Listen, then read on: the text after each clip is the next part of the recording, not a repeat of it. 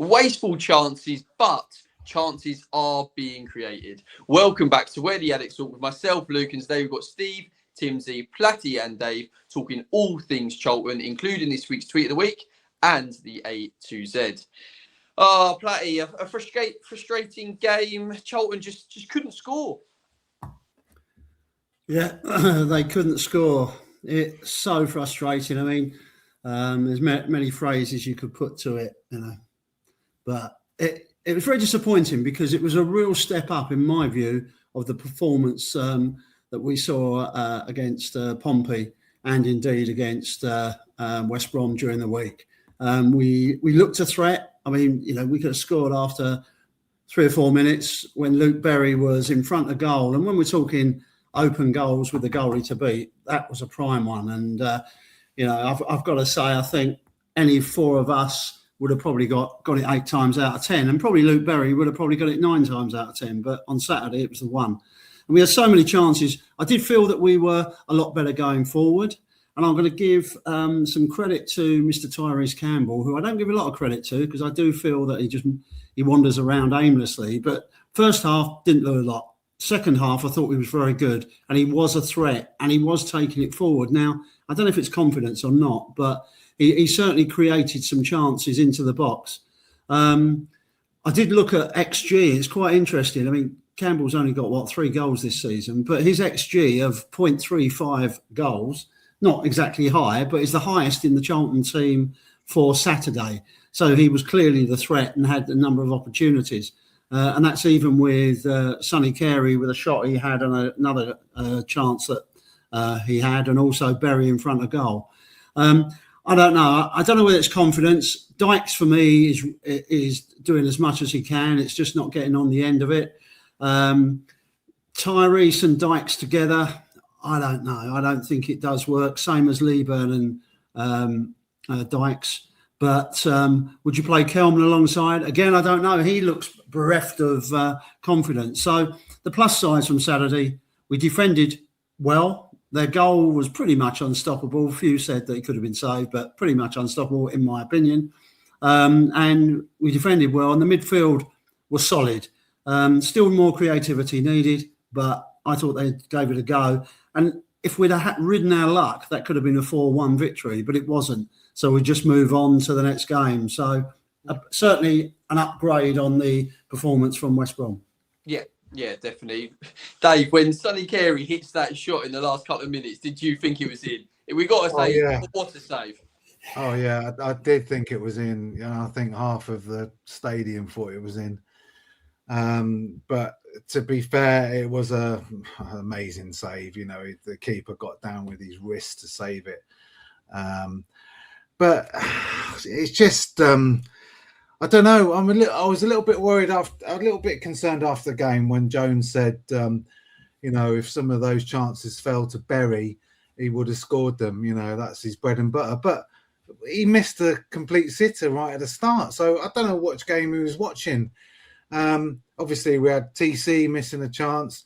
To be honest, although we lost 1-0, if it wasn't for the Ramsey sensational sliding block, we would have been 2-0 down. And we haven't. That's the big concern for us, is that going 2 goals down, we just don't have enough in the team to come back from that. I can't see it. And it's a big concern. Less than 1 goal a game is our stat throughout the whole season. That says it all. So I'm sorry, but Jones hasn't got it right up front, no matter what combination he's been playing. I don't quite understand why Kelman's been frozen out of the starting 11 when you've got someone like him who's hungry. He runs around. He's very industrious, and he would definitely be able to feed off the scraps of Dykes. So, for me, Jones has got it wrong up front, and even in his post-match interview, he's got it wrong. Yeah, Steve, I can see you're not very happy with Jones's comments either. The prolific Luke Berry. What did you think, Steve? Comments? I'm probably one of the few, but I don't think it was a good performance yesterday at all. I was really unhappy. I came out of there furious with the team. I mean, you can't have possession doesn't win games. Goals win games, and we're not putting away.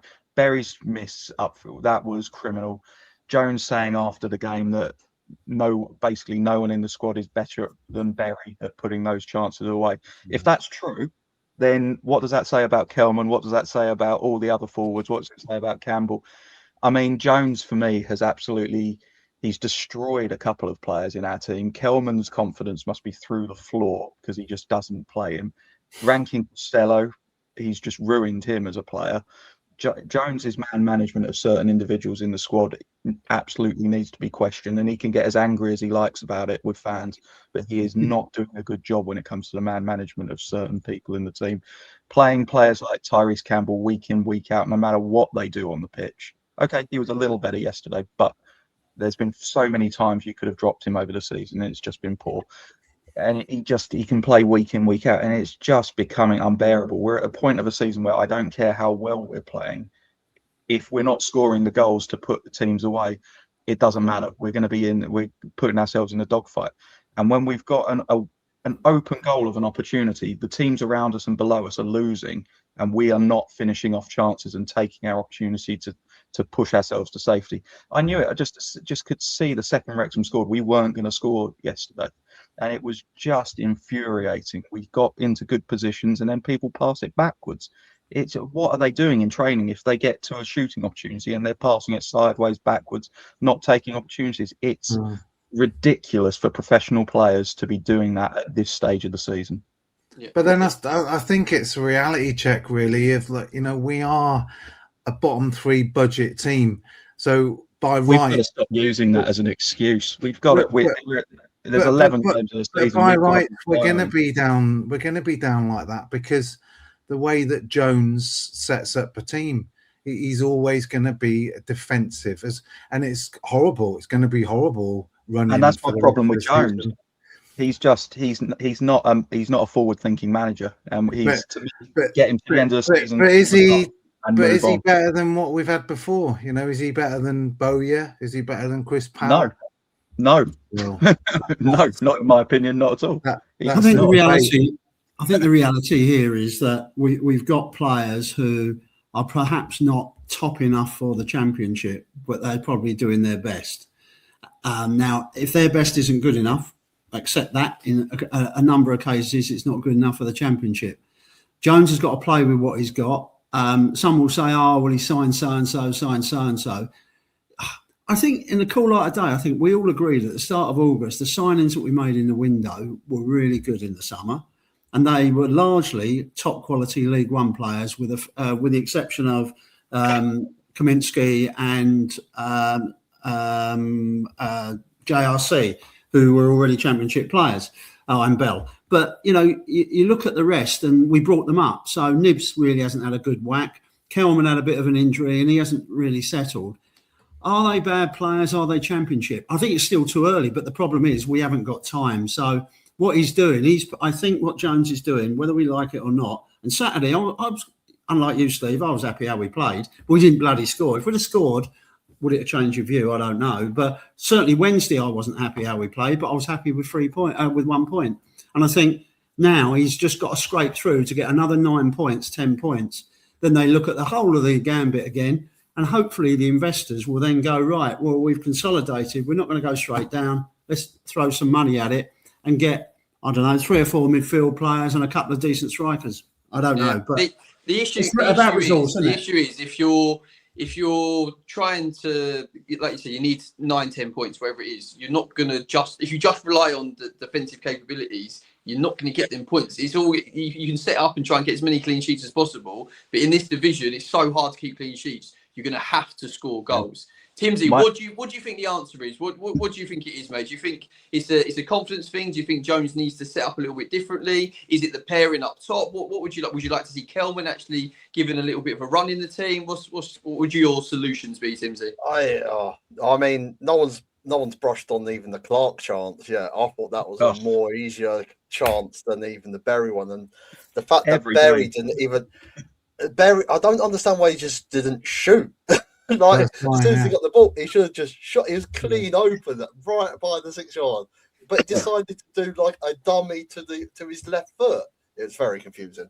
But yeah, like I do feel a lot of our chances are falling to wrong players.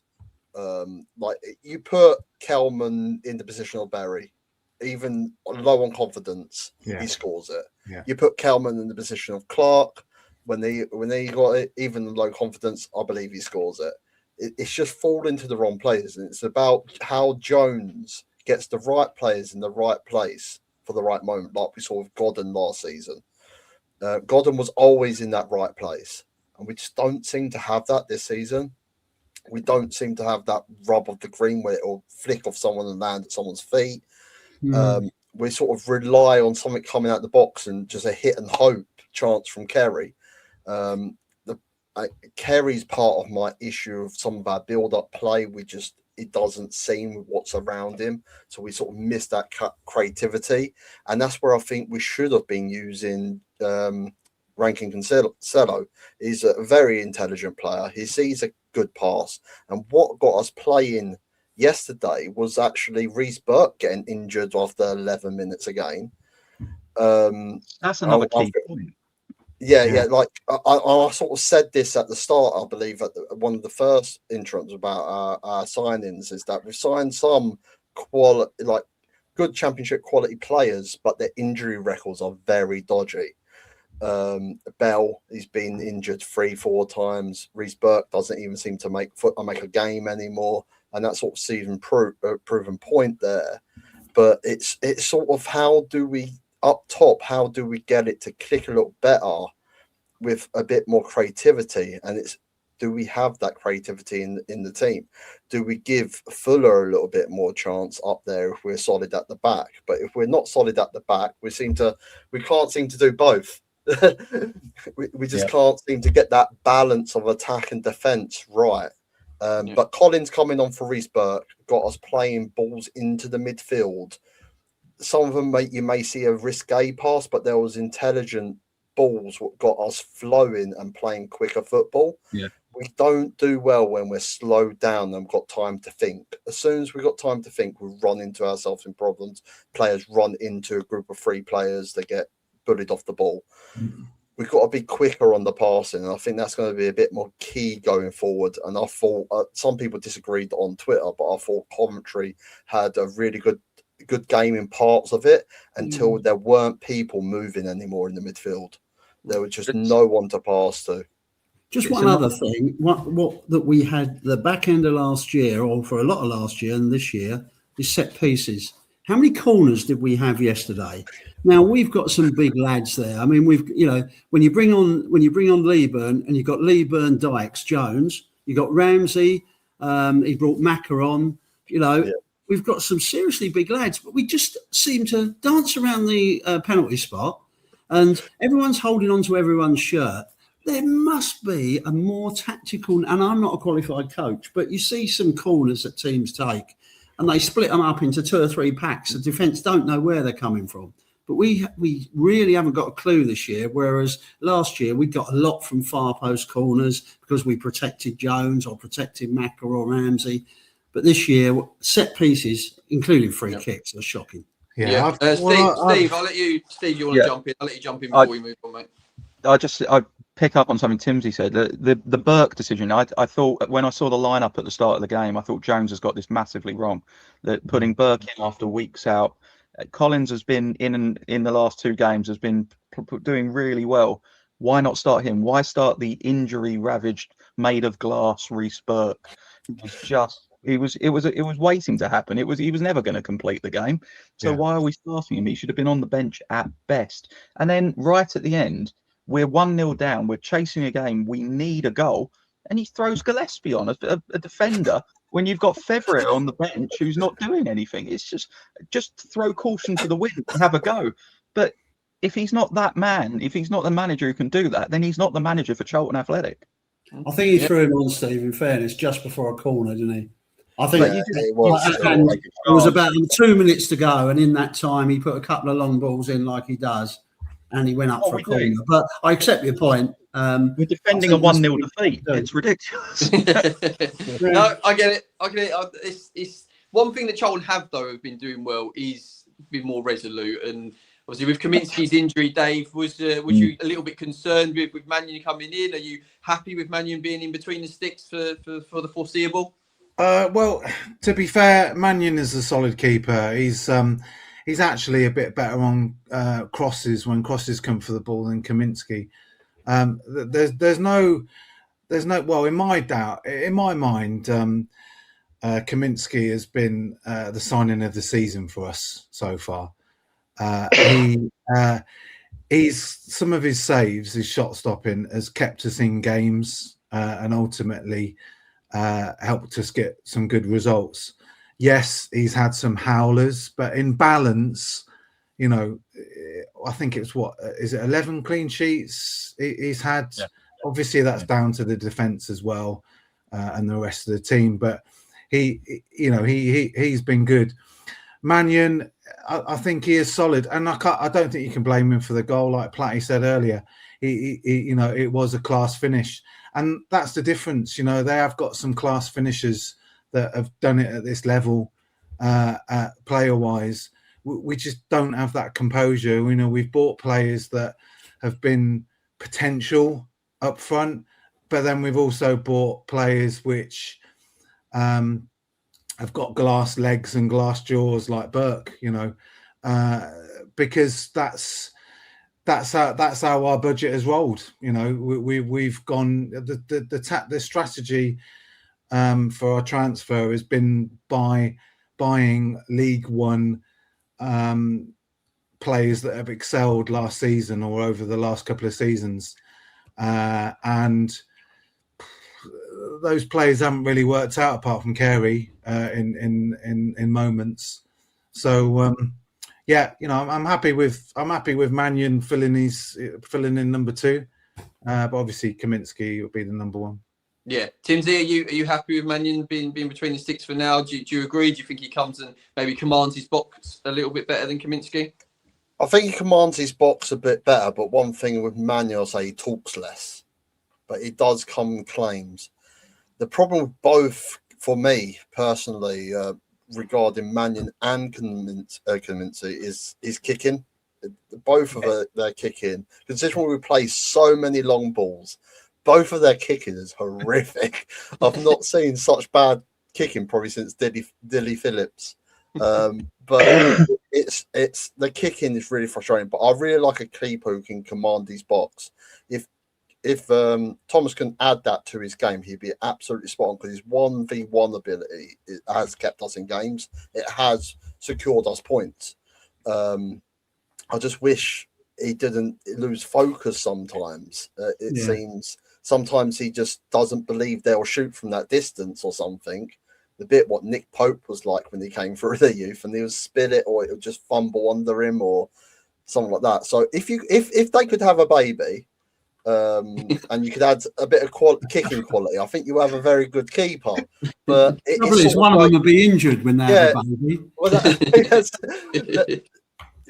what one's good at, the other isn't, and it's sort of like we need. I think we may need to look at the keeper position still next season and bring in someone probably higher quality to sort of really push Thomas Kaminsky on a bit more. I don't feel he feels threatened at all for his position. So you sort of, that may be what's causing a bit of the focus issue. Yeah, I think that's because he's a stopper, really. Yeah, I mean, he is a stopper, and like his 1v1 is unquestionable. It's probably some of the best 1v1 keeping I've seen for a long time. But yeah, I would like to see someone definitely commands more when it comes to crosses, corners. Yeah, there's been so much come, which that's my only issue with him. And if he's out with a hammy, I would like to see how he does in the 1v1, because I don't think he'd be as good as Kaminsky myself. Okay. Okay, interesting points. Right, we got to move on. We move on to the Birmingham game, which is the next game. Platty, what do you expect for the game, and what's your score predictions, please, mate? Oh, it's going to be a tough game. I think if I looked at yesterday and Birmingham together, personally, I think Birmingham will be a tougher game. I think they're very strong midfield. They've got a number of attacking options. They've got some quick wing backs. It's not going to be straightforward, but they are a little bit dodgy at the back at times. They have let in some silly goals. So if we play like we did yesterday, excluding the finishing, we get a decent crowd behind us. I think I would take a point. I think we could take a point next week because we seem to get under their skin quite often, but it's going to be a real tough one. I think it'll be harder than it was yesterday. But if we step up and improve our play, but as Steve said, disappointed how they played yesterday. But ultimately, if we'd have scored a goal or two, we'd have probably been all happy and we wouldn't have had this conversation. So I personally think we get a draw, and if we do get a draw next week, I'll be comfortable with that. I would like a win, of course, because we do want these 9, 10, 11 points, whatever it may be. But don't forget everybody else's. The bottom four are really in deep doo-doo. So let's just hope if we can scrape a point, that'll be good before we move on to, I think, is it Oxford the week after? Yeah. No, I agree. I think Birmingham it's going to be a tough game, Steve. They're one of the informed teams in the division currently. What's your thoughts on it, and what's your score prediction? Yeah, it is going to be a tough. I agree with Platty. It's going to be a tough one. It's actually Middlesbrough that we've got after this, which is going to be. No, that's on a Tuesday. That's going to be a Wednesday. really tricky one. Wednesday. But yeah, if we could get anything after, from my personal view, if anything we could get after that last performance, a point would be a positive for me. So, but if we're going to get a point, it's going to be a 0-0 or a 1-0 at best, because we don't score more than one. In many games, so I'll take that right now if you offer it to me. It's probably that's one of those things where Charlton does this thing where games that we should be winning, we go and throw away, and then games that everyone thinks, we're going to get smashed, we go and get points in. So I'll probably this will be thrown back at me when we win 4-0 next weekend. I'll take a point now, 1-0, and Lyndon Dykes to score against his old club. Love it. Right, we're now on to the A to Z feature. Dave, please take it away. We're on the letter R. Yeah, letter R. So, it's quite a few R's. In fact, we're quite a few, looking at the sort of good, the bad and the ugly. Goalkeepers, we're quite a few goalkeepers with the letter R. We had Rebuka, Randolph and Roberts, all pretty good goalkeepers, had a good did a good duty for us in between the sticks. And then we had, interestingly, Dennis Romadol, and his electrifying pace.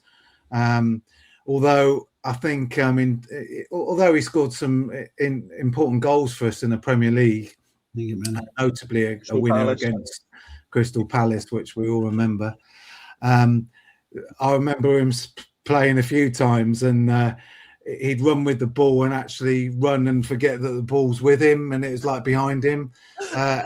It's reported that he could run 100 meters in 10.3 seconds. So he had some electrifying pace.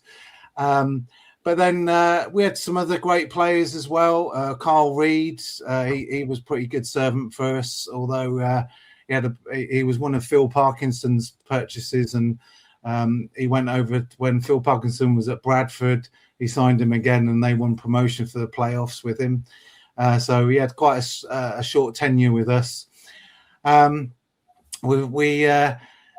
think the biggest R for me would be John Robinson.